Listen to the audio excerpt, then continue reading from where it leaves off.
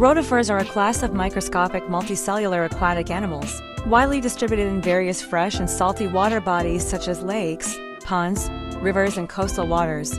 This wheel of fluff is like a supermotor.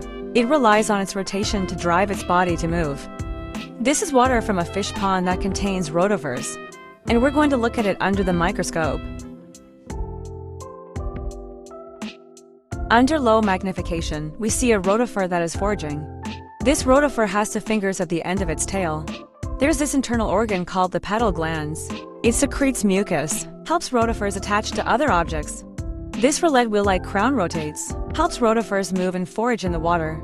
The rotifers have this incredible ability to survive, able to survive dry, freezing, hungry, and low oxygen environments. The paper published in the journal Current Biology on June 7, 2021 shows that rotifers can not only survive freezing, and can survive in the Siberian permafrost for at least 24,000 years. This is due to its unique reproductive method. When rotifer habitats deteriorate and water sources dry up, it will split into two genders, male and female. At this point, the rotifer will produce eggs that require hydrogen seeds. If the egg is not fertilized, it hatches into a male rotifer, and if it's fertilized, it forms a dormant egg with a thick shell, able to withstand harsh environments. It waits for the environment to improve before hatching into female rotifers. When the living environment is good, rotifers think they don't need males anymore.